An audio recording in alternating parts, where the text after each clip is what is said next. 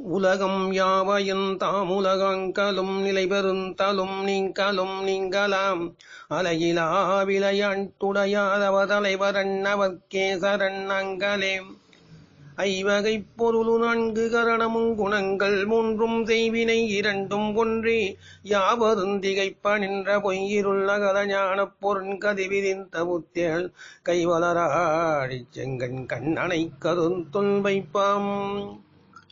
ஆன்மலாபம் கீதை காட்டும் பாதை என்ற தலைப்பிலே பகவத்கீதையின் ஸ்லோகங்களின் தமிழர்த்தங்களை நாம் சிந்தனை செய்து கொண்டிருக்கின்றோம்.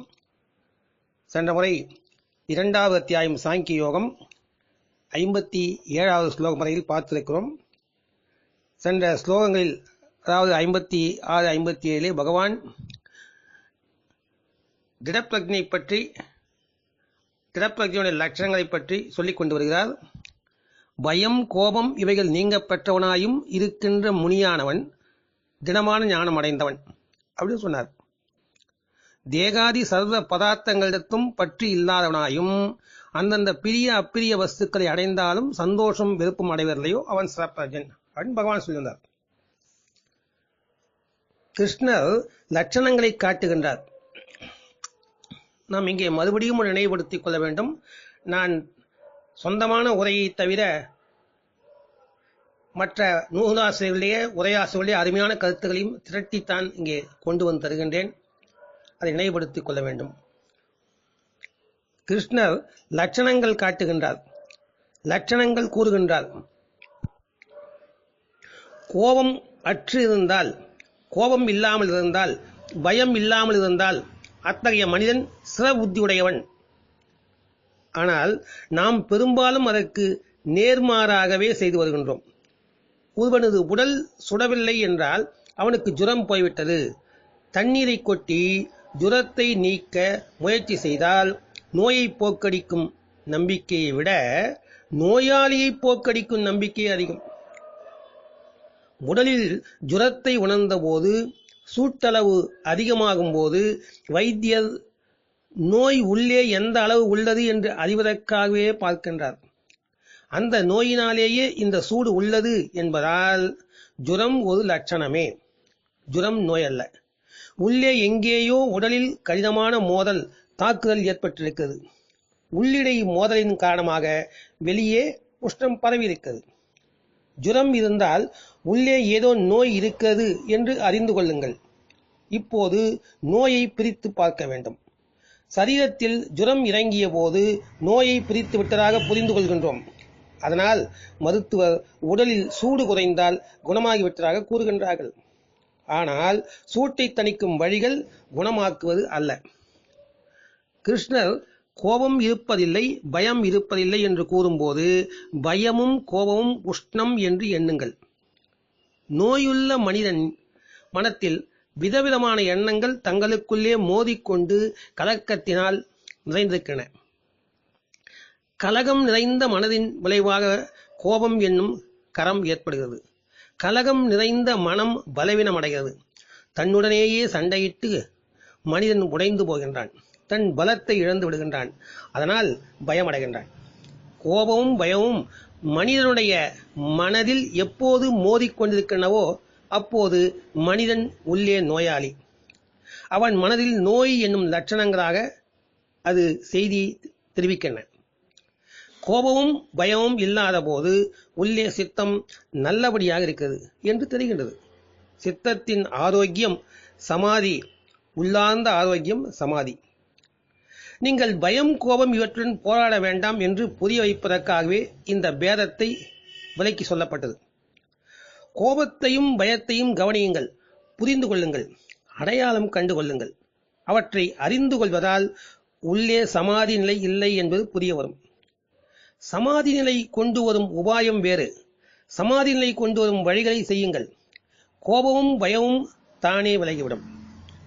ஜுரமானி அறிவிக்கும் இல்லை, சூடு அறிவிக்கும் ஜுரம் இல்லை என்று.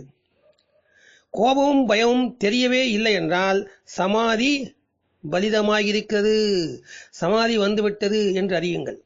ஆனால் நாம் இதற்கு நேர்மாறாக செய்கிறோம். கோபம், பயம் இவற்றை அடக்குகின்றோம். அடக்குதல் அபாயம். சமாதி உள்ளே பழுப்பதில்லை என்பது மட்டுமல்ல, அடைக்கப்பட்ட கோபம், பயம் இவற்றின் காரணத்தினால் நமக்கு உள்ளே சமநிலை இல்லை என்பதும் தெரிவதில்லை. அறிகுறிகளில், லட்சணங்களில் ஏமாற்று வித்தை செய்கிறோம். ஒரு மனிதன் என்னை திட்டுகிறான், கோபம் பொத்துக்கொண்டு வருகிறது. அப்போது நான் இந்த மனிதன் கோபத்தை உண்டாக்கினான் என்று சொல்லுகின்றேன். நான் என்ன இயந்திரம்? பட்டனை அழுத்தி கோபத்தை பிறப்பிப்பதற்கு, கோபத்தை கொண்டு வருவதற்கு இல்லை. கோபம் எனக்கு உள்ளேயே கொதித்துக் கொண்டிருந்தது. இந்த மனிதன் வெறும் தூண்டுதல் மட்டுமே. அந்த மனிதன் என்னை தேடி வந்தான் என்றும் சொல்லாதீர்கள். உண்மையில் நான் தான் அந்த மனிதனை தேடிக்கொண்டிருந்தேன். இவன் கிடைத்திருக்கவில்லை என்றால் என் பாடு திண்டாட்டம். இவன் கிடைத்ததால் சற்று லேசாகியது. கோபத்தை இறக்கி வைத்து விடுகிறேன். கோபம் வெளிப்பட்டு விடுகிறது.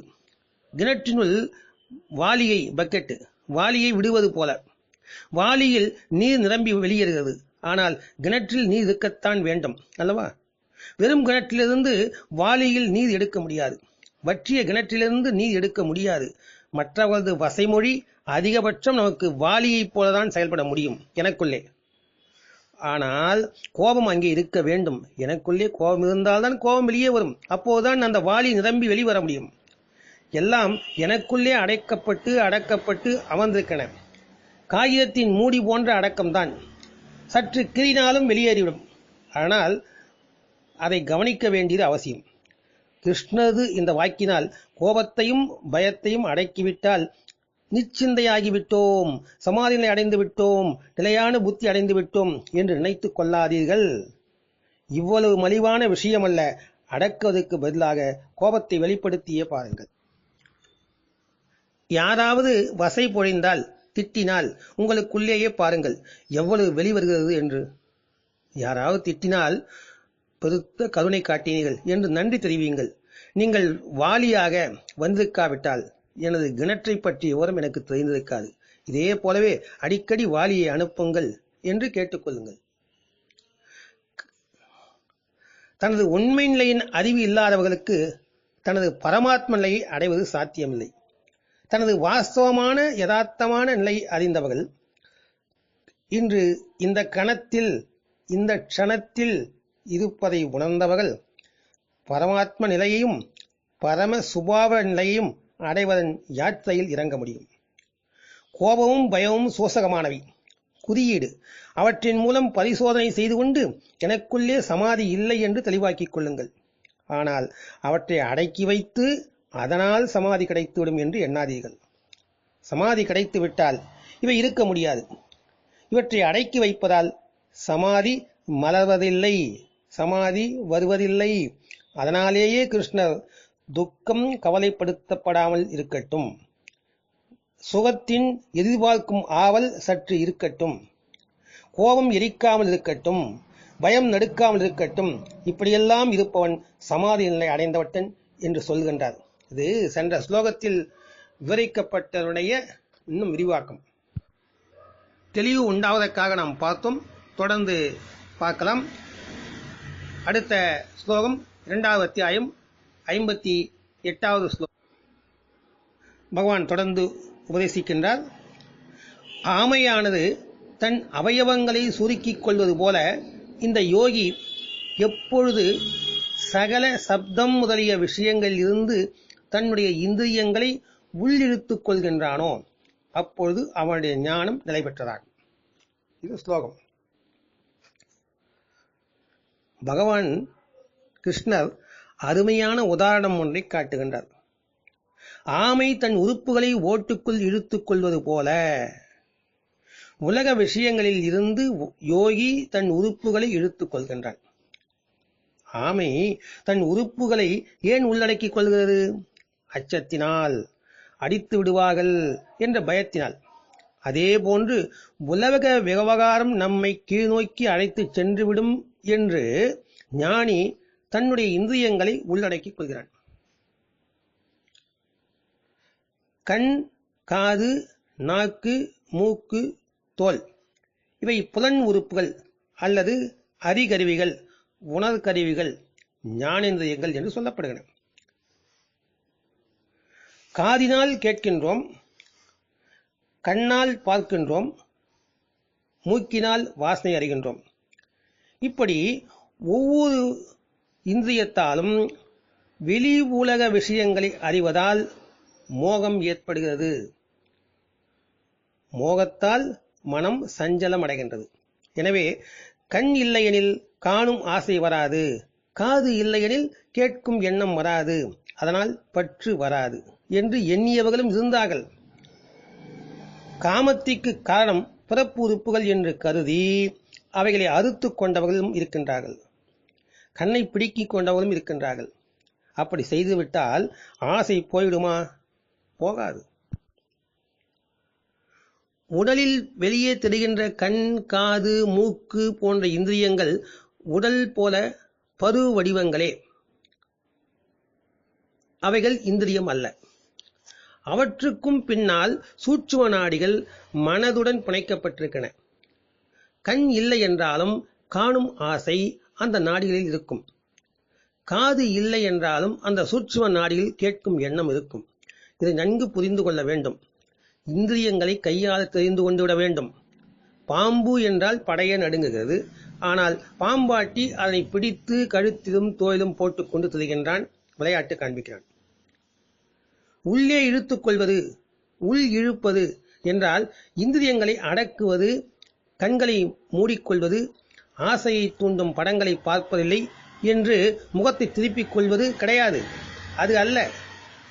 அடக்கப்படுவது எல்லாம் என்றோ ஒரு நாள் வெடித்துவிடும். அடக்கப்படுவது ஒரு நாள் வெடித்துவிடும், கட்டு மீறி கிளம்பிவிடும். ஏனென்றால் உலகில் பார்க்காமல் இருக்க முடியாது. ஒலி, சவுண்டு காதில் விழாமல் வாழ முடியாது. அவைகளை உருமாற்றம் செய்ய வேண்டும், கடந்து செல்ல வேண்டும். இந்திரிய சுகம் பின்னால் துக்கமாக மாறும் என்பதை உணர்ந்து தெரியல் வேண்டும். இதுவும் கடந்து போகும் என்று சொல்வார்களே, அதை போல இந்த இந்திரியங்கள் புலன்களால் வரக்கூடிய சுகம் ஒரு நாள் நம்மை விட்டு விட்டு போகத்தான் செய்யும் என்பதை உணர வேண்டும். அது நிரந்தரமாக இருக்க முடியாது. கண்ணில் படலாம், காதில் விழலாம், பதிவுகளை ஏற்படுத்தக்கூடாது. பைத்தியக்காரனின் பார்வை போல இலக்கு என்று இருக்க வேண்டும். அதாவது தன்னிலேயே மனம் நிலைத்தால் விழிப்புணர்வு வரும். முந்தைய ஸ்லோகத்தில் விளக்கிச் சொன்னவாறு ஒவ்வொரு செயலிலும் பிரக்ஞை உணர்வு இருந்தால் இந்திரியங்கள் தாமே அடங்கிவிடும். ஒவ்வொரு செயலிலும் பிரக்ஞை உணர்வு என்பது விழிப்புணர்வு, அவேர்னஸ். அதாவது அவேர்னஸ், அந்த பிரக்ஞை உணர்வு தொடர்ந்து இருந்தால் அது நம்மை நிகழ்காலத்திலேயே இருக்க வைத்துக் கொண்டிருக்கும். நிகழ்காலத்தில் இருப்பதுதான் தியானம். நம் நிகழ்காலத்தில் இருக்காமல் செய்கின்ற செயல் மட்டும் செய்வோம். ஆனால் மனம் வேறெங்கேயோ சிந்தித்துக் கொண்டிருக்கும், அல்லது வேறெங்கோ உலாவிக் கொண்டிருக்கும், எதையோ நினைத்துக் கொண்டிருக்கும். வருங்காலத்தை பற்றி நினைத்துக் கொண்டிருக்கும், கடந்து போன செயலை பற்றி மீண்டும் மீண்டும் நினைத்துக் கொண்டிருக்கின்றோம். நாம் நிகழ்காலத்தில் இருப்பதே இல்லை. ஒவ்வொரு செயலிலும் பிரக்ஞை உணர்வு இருந்தால் இந்திரியங்கள் தாமே அடங்கிவிடும். மனம் நிகழ்காலத்தில் இருக்க வேண்டும். அப்பொழுது ஆட்டம் போடாது. இதனால் காணாவிட்டாலும் உள்ளே காணும் விருப்பம் இருக்காது. ஏன்? மனம் நிகழ்காலத்தில் இருக்கிறது, அது சிந்தனை செய்வதில்லை. செய்கின்ற செயலிலேயே மனம் இருக்கின்றது. அது நடந்தால் நடந்து கொண்டிருக்கிறது, அமர்ந்தால் அமர்ந்து கொண்டிருக்கிறது, இல்லையா? கேட்காவிட்டாலும் கேட்கும் எண்ணம் உள்ளே இருக்காது. பார்க்காவிட்டாலும் உள்ளே காணும் விருப்பம் இருக்காது. இதுவே உள் இழுத்துக் கொள்வது. ஞானிகளும் இந்திரியங்களை கையாளும் வித்தை அறிந்து வைத்திருக்கின்றார்கள். ஆமை போல் உள்ளிழுக்கும் திறமை பெற்றவர்கள். அதனால் அவர்களுடைய ஞானம் நிலைத்த தன்மையுடையது. இவர்கள்தான் திடப்பிரஜை என்று சொல்றார். திடமான பிரஜை உணர்வு, அவேர்னஸ், விழிப்புணர்வு தொடர்ந்து இருந்து கொண்டிருக்க வேண்டும். ஒரு க்ஷணமும் மாறாமல் தொடர்ந்து இருந்து கொண்டிருந்தால் அதுவே திடப்பிரஜை. அவர்கள்தான் திடப்பிரஜை அடைந்தவர்கள், ஞானம் அடைந்தவர்கள் என்று பகவான் மிக அற்புதமான விளக்கத்தை அளித்திருக்கின்றார். தொடர்ந்து பார்க்கலாம். ஓம் தத் சத் ஸ்ரீ கிருஷ்ணாய பரபிரம்மணே நமக.